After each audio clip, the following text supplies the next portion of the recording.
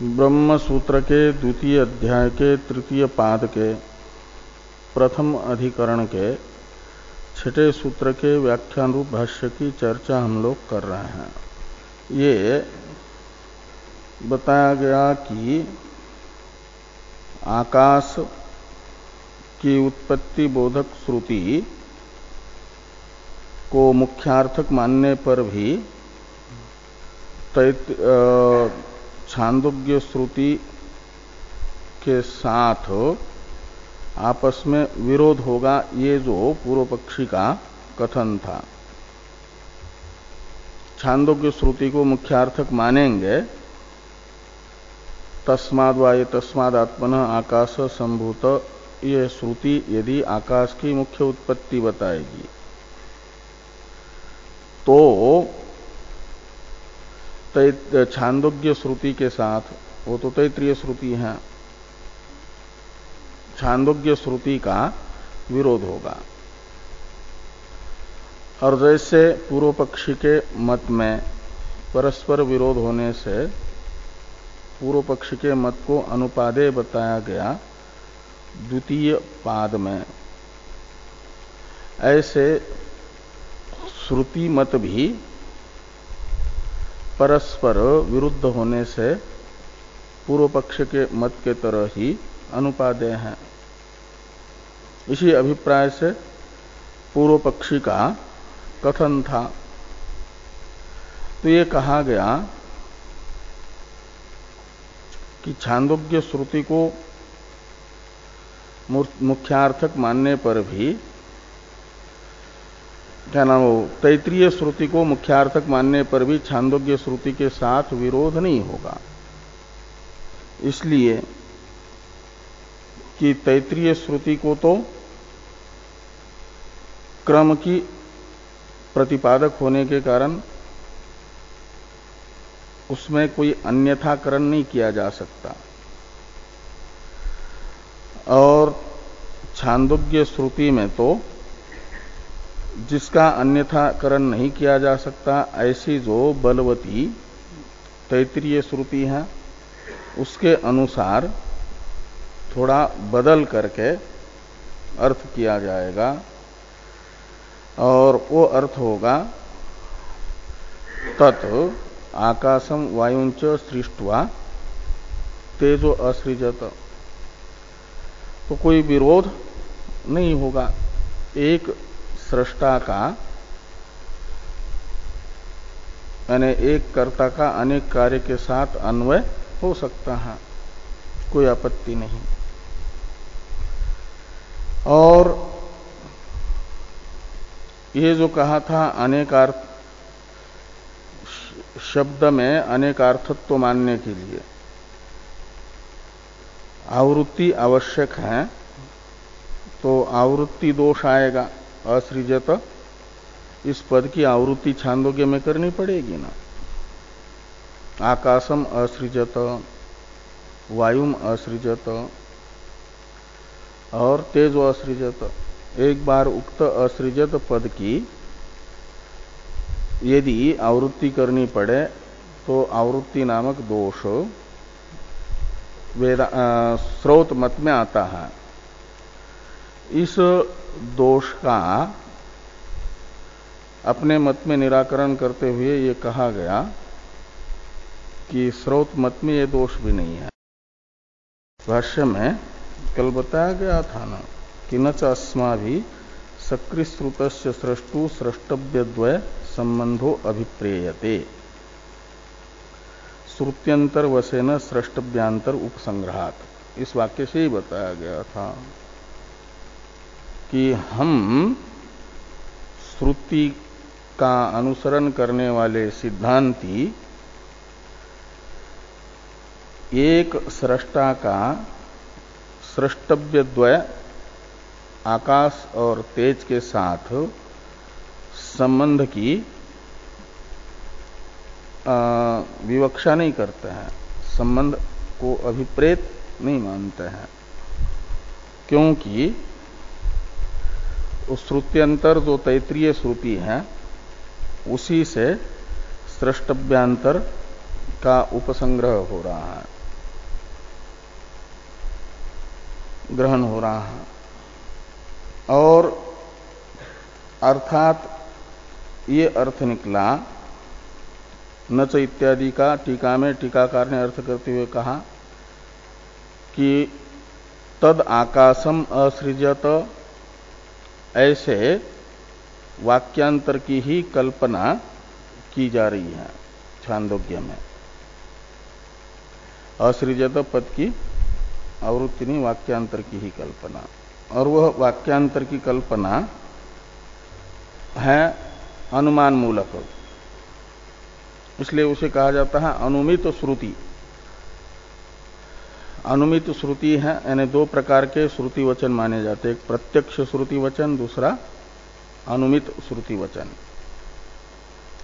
शिष्टाचार आदि के द्वारा अनुमित श्रुति वचन होता है।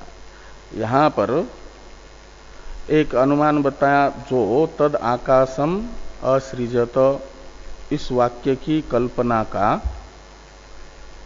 मूलभूत अनुमान बताया कि छांदोग्यस्थ तेजो जन्म को पक्ष बना करके आकाश वायु जन्म पूर्वकम, छांदोग्यस्थ तेजो जन्म ये पक्ष है, आकाश वायु जन्म पूर्वकत्व साध्य है,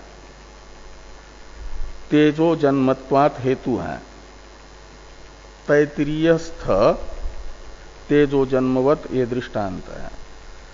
तो यत्र यत्र तेजो जन्मत्वम तत्र तत्र आकाश वायु जन्म पूर्वकत्वम यथा तैत्तिरीय तेजो जन्म, ये एक व्याप्ति बनेगी। और इस व्याप्ति के आधार पर छांदोग्यस्थ तेजो जन्म में आकाश वायु जन्म पूर्वकत्व का व्याप्य तेजो जन्म तो दिख रहा है। तो व्याप्य जो है बिना व्यापक के नहीं रहता, और व्यापक है आकाश वायु जन्म पूर्वकत्व, उसका भी वहां पर अनुमान किया जाएगा। तो फिर आकाश और वायु का जन्म बताने वाला वाक्य कौन है? जिसका पहले जन्म हुआ, जैसे तैत्तिरीय में है, तो उसके लिए फिर वो वाक्य की कल्पना करनी। इस अनुमान से ये एक अनुमान होगा और ये सद अनुमान है। और ये इसलिए दिखाया जा रहा है कि जो आकाश की अनुत्पत्तिवादी लोग हैं वे वेद को स्वतः प्रमाण नहीं मानते। शब्द आकाश की अनुत्पत्तिवादी हैं वैशेषिक, और उनके मत में शब्द प्रमाण तो है, लेकिन प्रत्यक्ष या अनुमान से संवादित शब्द को ही वे प्रमाण मानते हैं, प्रत्यक्ष मूलक या अनुमान मूलक हो।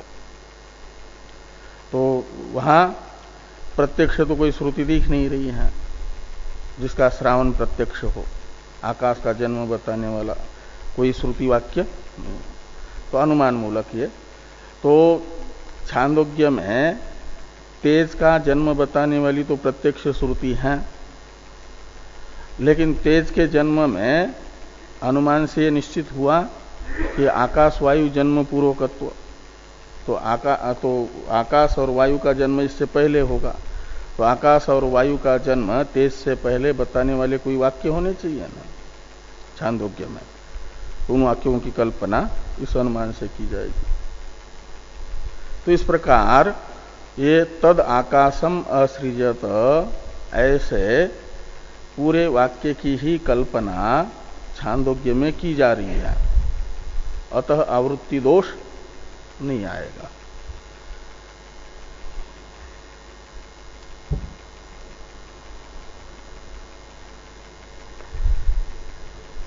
और तैत्तिरीय में बताया गया जो क्रम है उसका बाध छांदोग्यस्थ तत्तेजो असृजत इत्यादि वाक्य से नहीं हो पाएगा। तत्तेजो असृजत इत्यादि श्रुति तैत्तिरीयस्थ क्रम का विरोध नहीं कर पाएगी। जैसे इसके लिए उदाहरण बताया कि छांदोग्य में ही तीसरे अध्याय के 14वें खंड के प्रारंभ में एक वाक्य आता है, वो बताता है कि सारा संसार ब्रह्मज है, सर्वम खलुइदम ब्रह्म तज्जलान। इस संसार ने संसार की प्रत्येक वस्तु में ब्रह्मजत्व बताया इस वाक्य ने। तो इस वाक्य के द्वारा श्रूयमान जो सब का ब्रह्मजत्व है, वह उसी उपनिषद के 6ठे अध्याय में तत्तेजो असृजत यहां पर बताया गया जो तेजो जन्म में प्राथम्य है, उसका विरोधी नहीं है, ऐसा वे लोग मानते हैं, एक ही उपनिषद में एक ही शाखा में होने से।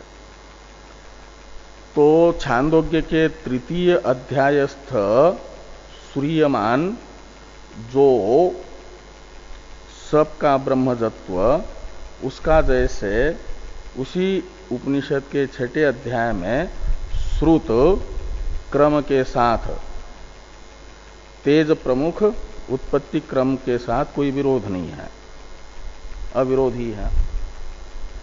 ये उदाहरण हुआ। तो सर्वम खलुइदम ब्रह्म के द्वारा सूर्यमान ब्रह्मजत्व का अविरोध जैसे वहां है, ऐसे अब दार्ष्टान्त में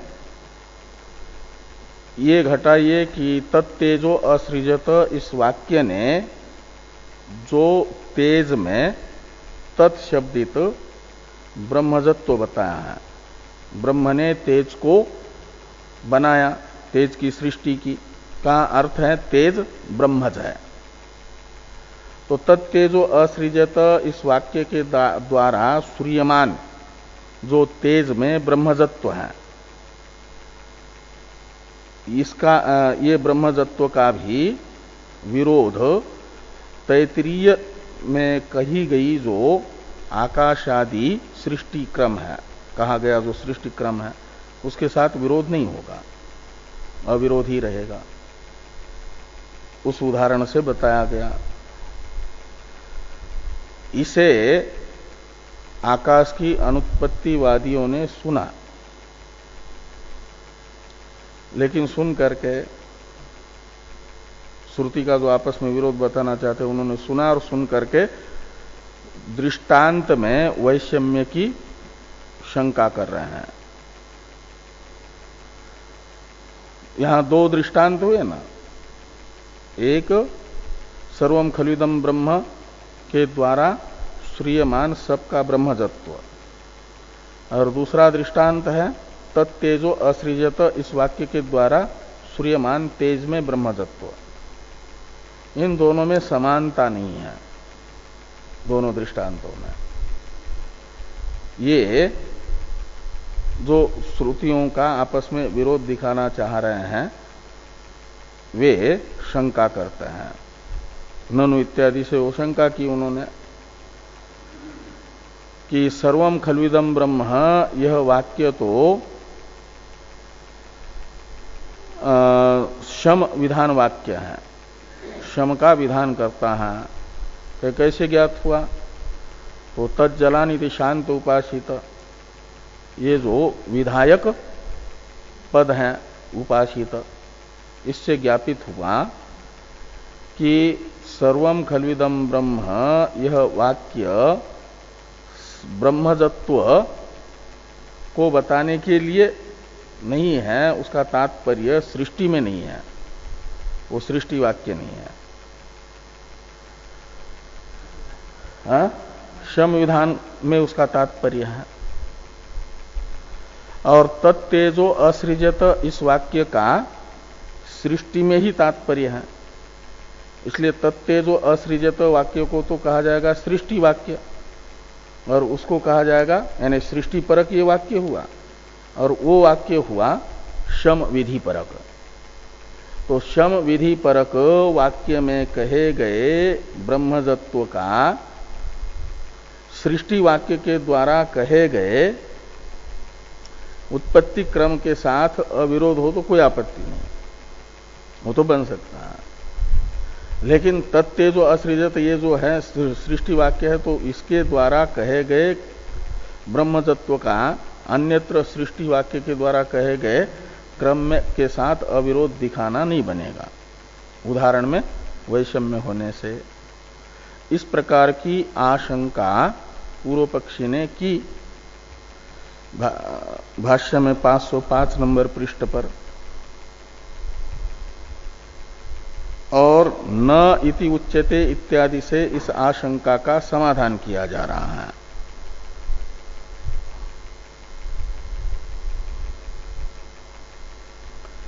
न इति उच्यते इत्यादि समाधान भाष्य है।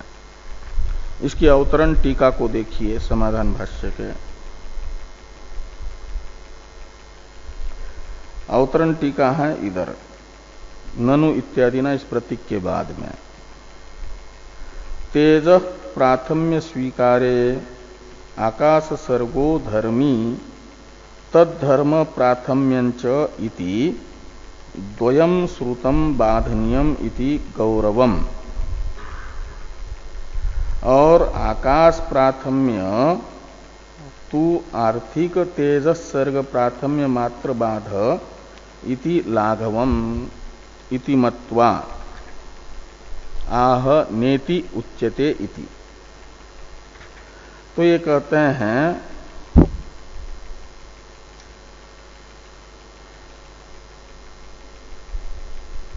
यानी छांदोग्य में तेज का ही प्राथम्य मानना चाहिए, ऐसा आग्रह शंकाकार का है। तो शंका करने वाले पूर्व पक्षी के आग्रह को यदि मानते हैं तो पदार्थ यानी धर्मी तथा धर्म दो के बाद की कल्पना करनी पड़ती है। और छांदोग्य में बताया गया जो क्रम है उसको यदि स्वीकार करते हैं, क्या नाम, तैत्तिरीय में बताया गया जो क्रम है उसको यदि स्वीकार करते हैं तो केवल स्रोत अर्थ की भी नहीं, आर्थिक अर्थ रूप जो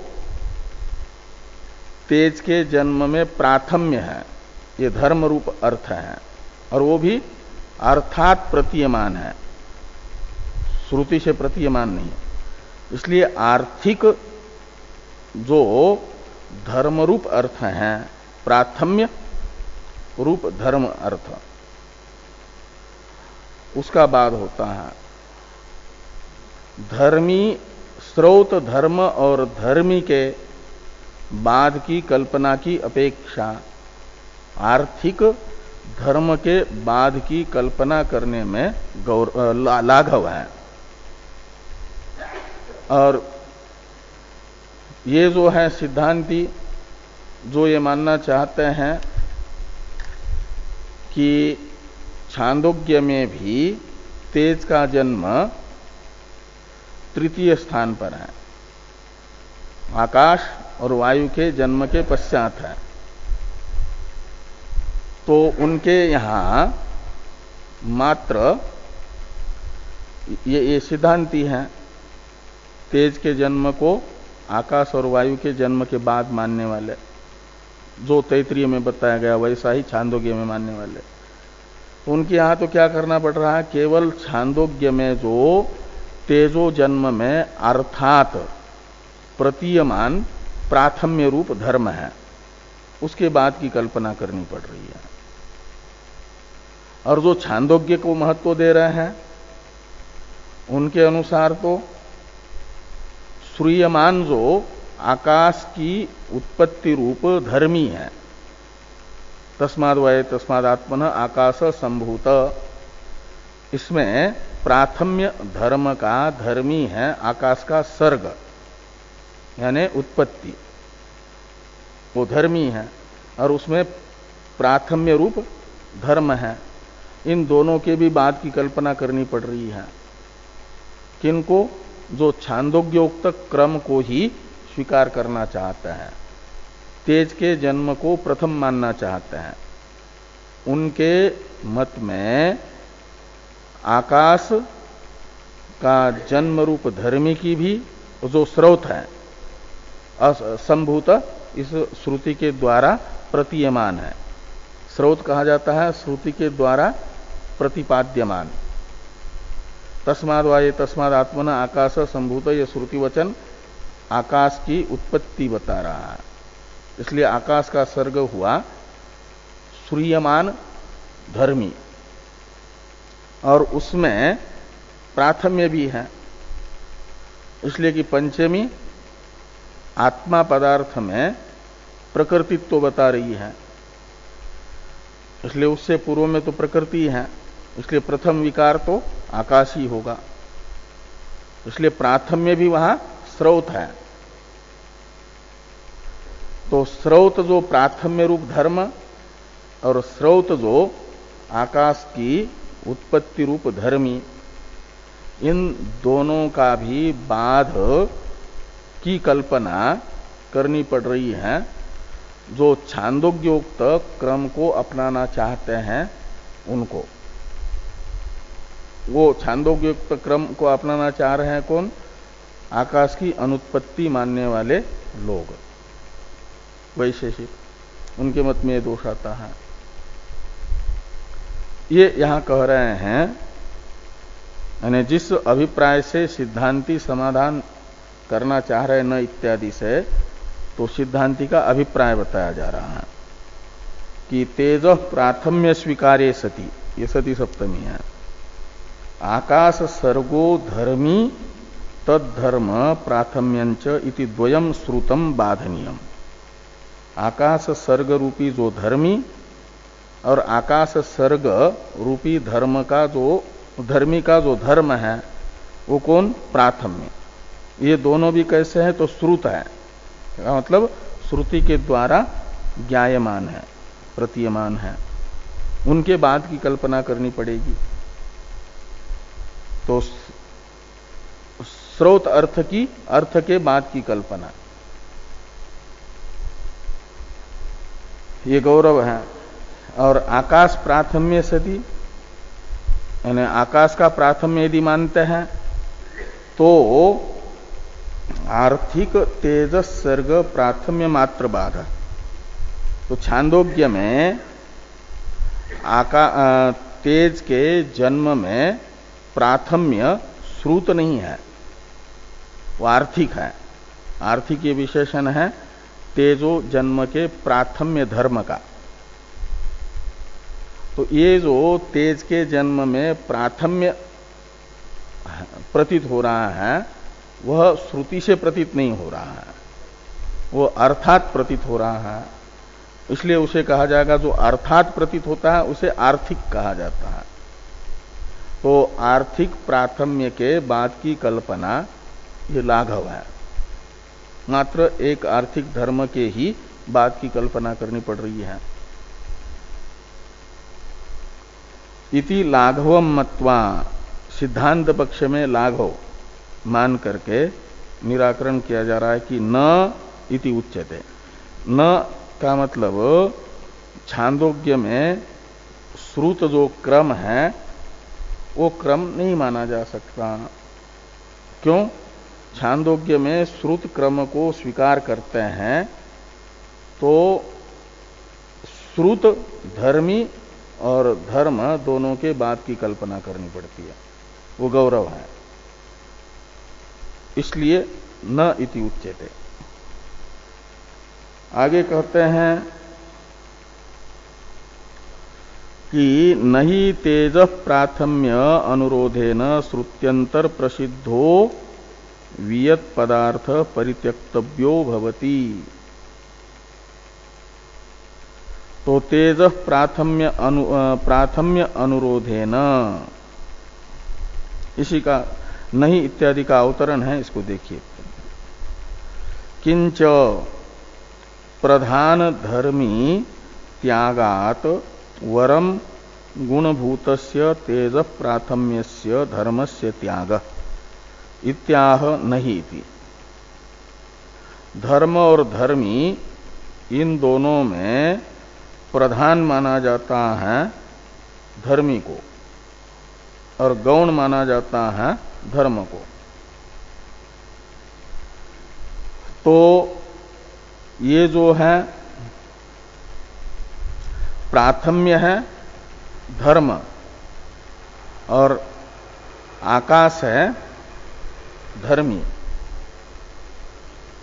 तो छांदोग्य में तेज के प्राथम्य रूप धर्म को यदि स्वीकार करते हैं तो गौण अर्थ को स्वीकार करने के लिए आकाश रूपी जो धर्मी है प्रधान अर्थ, उसके बाद की कल्पना करनी पड़ रही है, उसका त्याग करना पड़ रहा है। यदि त्यागना ही है तो गौण का त्याग करना। यदि दो में से गौण और प्रधान, इन दो में से किसी एक का त्याग किए बिना अर्थ ग्रहण, श्रुति का तात्पर्य उपपन्न न हो रहा हो यदि, तो प्रधान के त्याग की अपेक्षा गौण का त्याग करके यदि तात्पर्य निकल रहा हो तो गौण को छोड़ करके ही तात्पर्य निकालना उचित माना जाता है, प्रधान को छोड़ करके नहीं।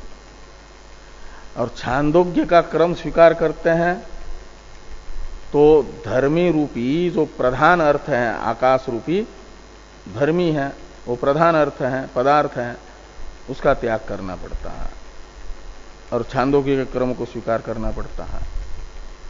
इसलिए आकाश की अनुत्पत्तिवादी का तात्पर्य निकालना प्रधान के त्याग की कल्पना करना है, गौण को स्वीकार करके। ये अनुचित कल्पना है और वर यानी श्रेष्ठ कल्पना मानी जाती है, उचित कल्पना मानी जाती है गौण के त्याग से वाक्य प्रकरण का तात्पर्य निकालना ये श्रेष्ठ कल्पना है। तो ये कह रहे हैं कि प्रधान धर्मी त्यागात वरम गुणभूतस्य तेज प्राथम्यस्य धर्मस्य त्याग। इसी अभिप्राय से कहा जा रहा है कि नहीं तेज प्राथम्य अनुरोधेन श्रुत्यंतर प्रसिद्धो वियत पदार्थ परित्यक्तव्यो भवति। न का अन्वय भवति के साथ करिए कि तेज प्राथम्य अनुरोधेन, तेज प्राथम्य रूप धर्म को बनाए रखने के लिए उसको स्वीकार करके श्रुत्यंतर में निश्चित जो वियत पदार्थ रूपी धर्मी है उसका त्याग उचित नहीं है, न त्यक्तव्य, ऐसा लगाना। वियत पदार्थ परित्यक्तव्यो न भवति।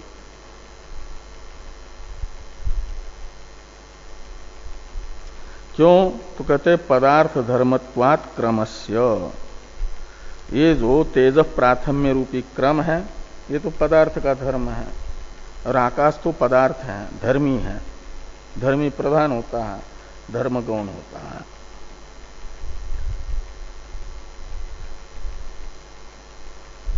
अपिच तत्तेजो असृजत इत्यादि भाष्यवाक्य की अवतरण टीका है। किंच किम सृष्टि पर श्रुति सिद्धत्वात् तेज प्राथम्यम गृह्यते उत प्रथम स्थाने तेजसः सर्ग श्रुत्या अर्थात प्राथम्य भानात्। ये दो विकल्प करके सिद्धांती छांदोग्योक्त क्रम का आग्रह करने वालों को पूछ रहे हैं कि किंच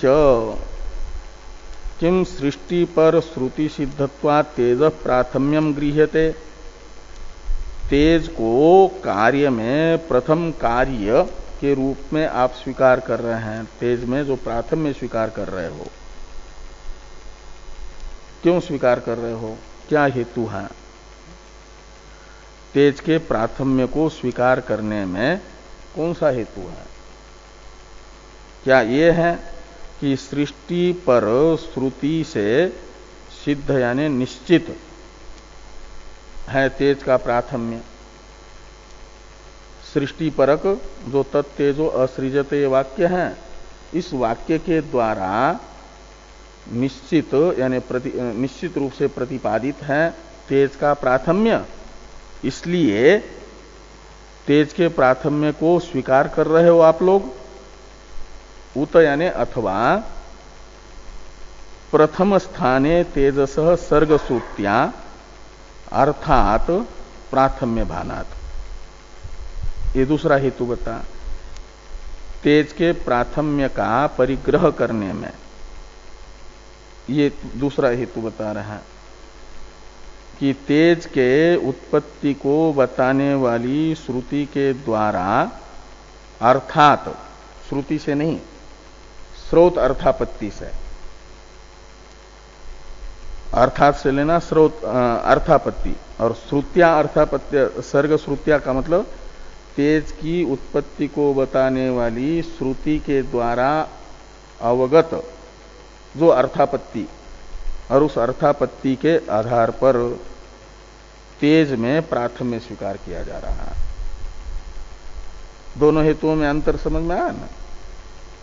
एक तो श्रुति प्रमाण सिद्ध प्राथम्य मानना, स्रोतत्व उसमें स्वीकार करना, और एक स्रोत अर्थापत्ति के आधार पर उसका निश्चय प्राथम्य का। तो तेज में जो प्राथम्य निश्चित हो रहा है, तेज के प्राथम्य का निश्चायक श्रुति प्रमाण है या अर्थापत्ति प्रमाण है?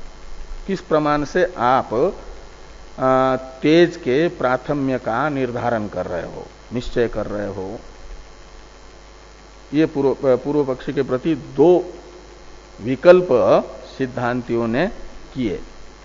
उनमें से प्रथम विकल्प यदि पूर्व पक्षी मानते हैं, स्वीकार करते हैं, तो उसका निराकरण करते हैं कि नाद्य इति आह अपिच इति। आद्य न का मतलब ये जो श्रुति प्रमाण से तेज के प्राथम्य का ग्रहण हम कर रहे हैं, निर्धारण कर रहे हैं, ये नहीं कहा जा सकता।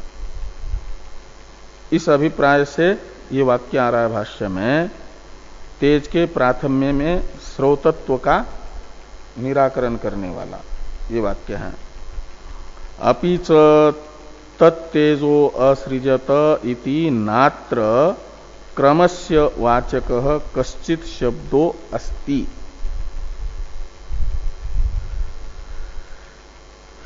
तत्तेजो असृजत इस वाक्य में तेज की उत्पत्ति बोधक वाक्य तो है, लेकिन तेज की उत्पत्ति में प्राथम्य बोधक कोई भी शब्द नहीं है। तो ये कहते तत्तेजो असृजत इत्यत्र, यानी इस वाक्य में क्रमस्य वाचक कश्चित् शब्दो नास्ति, कोई क्रम का बोधक पद नहीं है। इसलिए तेज के प्राथम्य को स्रोत नहीं कहा जा सकता। श्रुति प्रतिपादित है तेज का प्राथम्य, ये नहीं कहा जा सकता। तो द्वितीय जो है अर्थापत्ति से तेज में प्राथम्य का ग्रहण किया जा रहा है, उसको स्वीकार करते हैं सिद्धांती। इसलिए कह रहे हैं अर्थात तू, इसका अवतरण लिखते हुए टीकाकार द्वितीयम अनुद्य दूषयति, अच्छा हाँ, द्वितीयम अनुद्य दूषयति अर्थात्तु इति, हाँ अर्थात्तु इसका अवतरण है कि द्वितीयम अनुद्य दूषयति, द्वितीय को स्वीकार करके अनुवाद करके, द्वितीय का अनुवाद करके, यानी अर्थात तेज का प्राथम्य है, अर्थापत्ति प्रमाण से निश्चित होता है, इसका अनुवाद करके दोष बता रहे द्वितीय पक्ष में। अर्थात्तु क्रमो अवगम्यते, ये अनुवाद हुआ, और दोष बताया जा रहा है कि सच वायोः अग्नि इति अनेन श्रुत्यंतर प्रसिद्धेन क्रमेण निवार्यते। ये जो तेज में प्राथम्य प्रतीत हो रहा है अर्थापत्ति प्रमाण से, उसका वायो अग्नि इस श्रुति प्रमाण से अवगत जो स्रोत क्रम माना जाएगा, इस स्रोत क्रम के द्वारा निवार्यते मतलब निराकरण किया जाता है, बात किया जाता है, विरोध किया जाता है। दो क्रम हो गए, एक प्राथम्य तेज में प्राथम्य प्रतीत हो रहा है अर्थापत्ति प्रमाण से, और श्रुति प्रमाण से तृतीयत्व प्रतीत हो रहा है। वायु अग्नि ये बता रहा है तेज में तृतीयत्व। तो तेज में श्रुति प्रमाण के आधार पर तृतीयत्व माना जाए या अर्थापत्ति प्रमाण के आधार पर प्रथमत्व माना जाए। तो बलाबल का विचार करते हैं तो अर्थापत्ति की अपेक्षा बलवती होती है श्रुति। इसलिए स्रोत जो वायु में तृतीयत्व है उससे तेज में स्रोत जो तेज में तृतीयत्व है उससे अर्थात प्रतीयमान प्राथम्य का बाद होगा, निराकरण होगा। ये यहां पर कहा कि सच वायो अग्नि इति अनेन श्रुत्यंतर प्रसिद्धेन क्रमेण निवार्यते।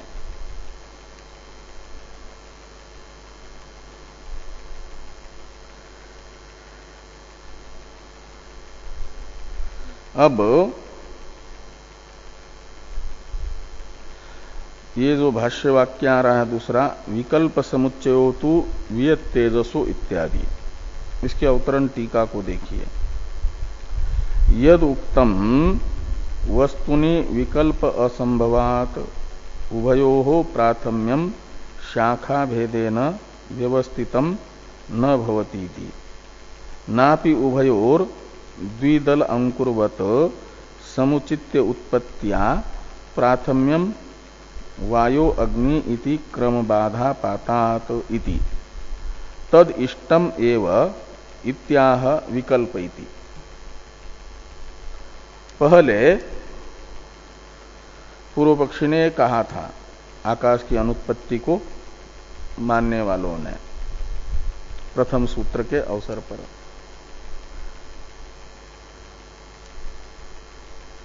कि उसका ये अनुवाद कर रहे हैं और अनुवाद करके उसे स्वीकार कर रहे हैं कि यद उक्तम केन एक देशीना यानी आकाश अनुत्पत्तिवादिना यद उक्तम तद इष्टम एव, ऐसा अन्वय करिए। एक देशीना यद उक्तम तद इष्टम एव अस्माकम अपि, ऐसा लगाना। वो हमें भी अभिष्ट है। क्या कि वस्तुनि विकल्प असंभवात, क्रिया में विकल्प होता है वस्तु में नहीं तो मैंने छांदोग्य में तेज में प्राथम्य सुना जा रहा है, तैत्रीय में आकाश में प्राथम्य सुना जा रहा है, तो शाखा भेद से इसे व्यवस्थित मान लिया जा। तैत्रीय में आकाश में प्राथम्य और छांदोग्य में तेज में प्राथम्य, ऐसा विकल्प मान लिया जा। तो पूर्व पक्षी ने कहा था कि क्रिया में विकल्प होता है, वस्तु में विकल्प नहीं हो सकता। ये कह करके शाखा भेद से विकल्प इस प्रकार व्यवस्थित नहीं किया जा सकता। ये जो पूर्व पक्षी ने कहा था कि वस्तुनि विकल्प असंभवात उभयो प्राथम्यम शाखा भेदेन व्यवस्थितम न भवति इति यद उक्तम तद इष्टम एव, ऐसा लगाना। ऐसा जो पूर्व पक्षी ने कहा था, उभयों से लेना वियत और तेज को, आकाश और तेज में प्राथम्य शाखा भेद से व्यवस्थित हो नहीं सकता विकल्प असंभव होने से, ये जो पूर्व पक्षी ने कहा था वह हमें भी इष्ट है। और नापि उभयोर समुचित्य उत्पत्तिया प्राथम्यम, ऐसा पूर्व पक्षी ने यह भी कहा था कि दोनों में युगपत साहचर्य मान लिया जाए। कैसे? तो जैसे द्विदल अंकुर युगपत उत्पन्न होता है, ऐसे द्विदल अंकुर के तरह समुचित्य उत्पत्तियां, आकाश और वायु, आकाश और अग्नि ये साथ साथ उत्पन्न हुए। गाय के सींग जैसे साथ साथ उत्पन्न होते हैं, ऐसे आकाश और तेज साथ साथ उत्पन्न हुए। इसलिए दोनों में भी प्राथम्य। आकाश के दो सिंगों में से कौन सा सिंह पहले उत्पन्न हुआ, कौन सा बाद में उत्पन्न हुआ? दोनों साथ ही साथ उत्पन्न हुए तो दोनों में प्राथम्य है ना। ऐसा आकाश और तेज का प्राथम्य समुचित्य माना जाए। ऐसा यदि कोई कहता है तो पूर्व पक्षी ने कहा था ये समुच्चय भी नहीं बनेगा, नापि समुचित्य उत्पत्तिया उभयो प्राथम्यम, ऐसा अन्वय करिए। नापि उभयो हो प्राथम्यम समुचित्य उत्पत्तिया सिद्ध्यति, ये पूर्व पक्षी ने जो कहा था। तद इष्टमेव, ऐसा अन्वय करिए। ऐसा क्यों, ये दूसरा वाला क्यों अपेक्षित नहीं है? दो गाय के सिंग जैसे एक साथ उत्पन्न होते हैं, दोनों में भी साथ साथ उत्पन्न होने कारण प्राथम्य है, ऐसा क्यों नहीं माना जाए प्राथम्य? कहते इसलिए कि वायो हो, वायो अग्नि इति क्रम बाधा पातात, तैत्रीय में जो कहा गया कि वायु से अग्नि की उत्पत्ति हुई है, का मतलब वायु के बाद अग्नि का जन्म है, तेज का जन्म है। ये जो तृतीयत्व प्रतीत हो रहा है श्रुति के द्वारा, उसका बाद होगा। वो बाध न हो, स्रोत अर्थ का बाध न हो, इसके लिए ये भी कल्पना करना उचित नहीं है कि समुचित उत्पत्ति को लेकर के साथ साथ प्राथम्य मान लिया जाए दोनों का। इस अभिप्राय से वाक्य लिखा जा रहा है कि विकल्प समुच्चयो तो वियत तेजसो हो प्रथमजत्व विषयो असंभव अनअभ्युपगमाभ्याम निवारितो। ये जो निराकरण किया गया ठीक ही है वो। तस्मात् नास्ति श्रुत्योर विप्रतिषेध, इसलिए श्रुतियों का यानी छांदोग्य श्रुति के साथ तैत्रीय श्रुति का कोई विप्रतिषेध यानी विरोध नहीं है, अविरोधी है। हाँ, विकल्प भी नहीं होगा, समुच्चय भी नहीं होगा।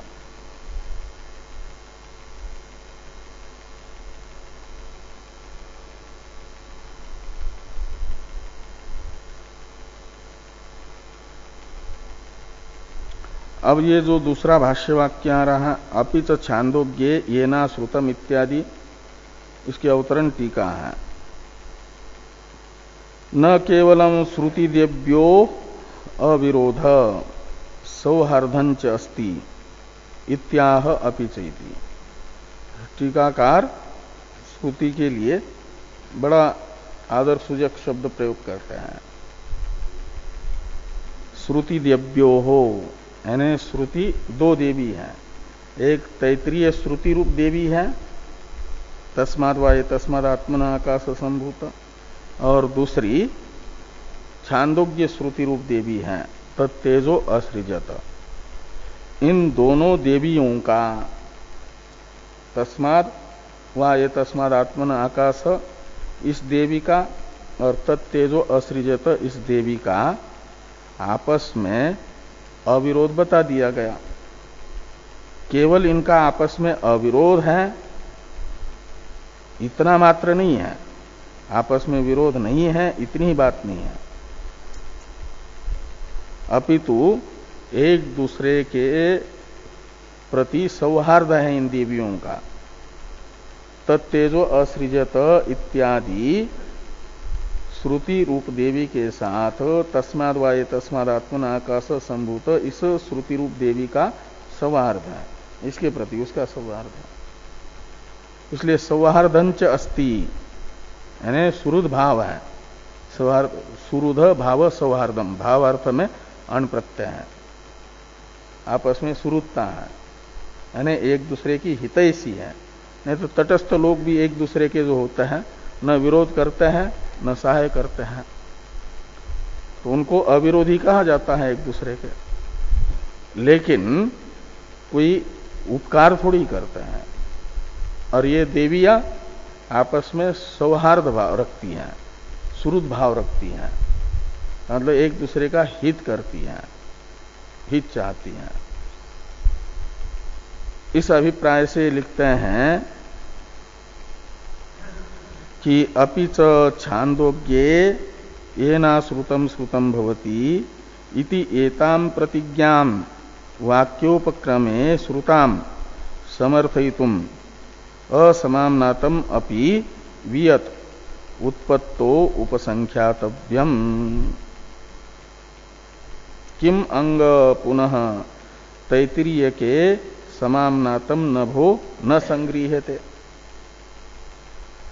कहते हैं कि छांदोग्य उपनिषद के छठे अध्याय में उपक्रम में जो एक ज्ञान से सर्वज्ञान की प्रतिज्ञा है,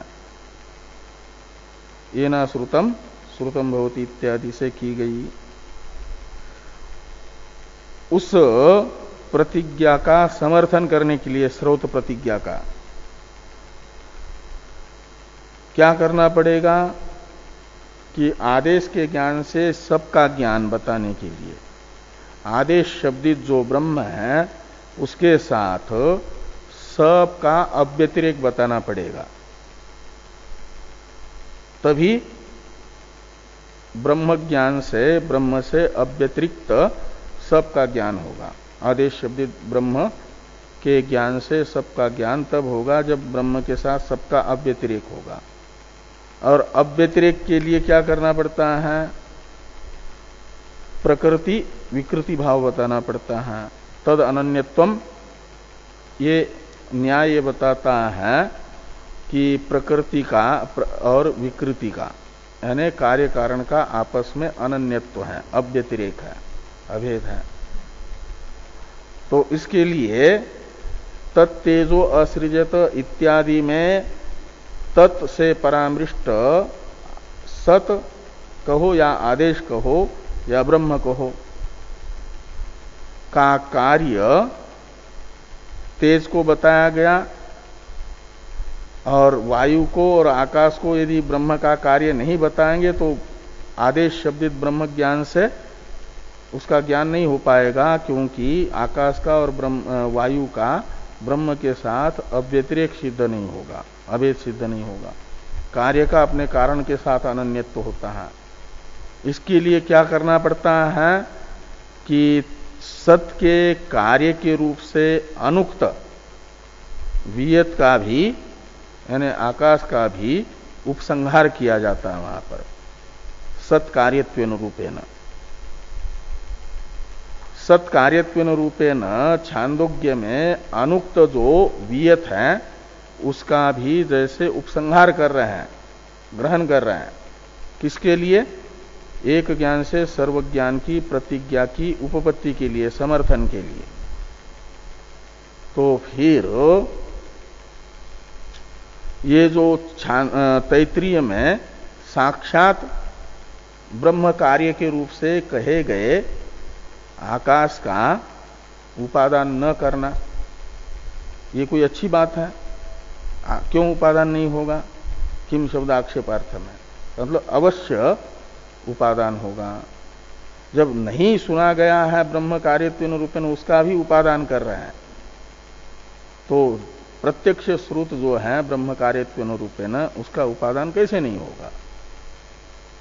और यहां पर भाष्यकार भगवान अनुत्पत्ति वाचक आकाश की अनुत्पत्ति का आग्रह करने वालों को एक प्रकार से सभ्य भाषा में डांट रहे हैं, हे अंग कह करके। अंग यानी बच्चे, ऐसा कह रहे तुम तो बच्चे जैसे बालक हो, अज्ञानी हो।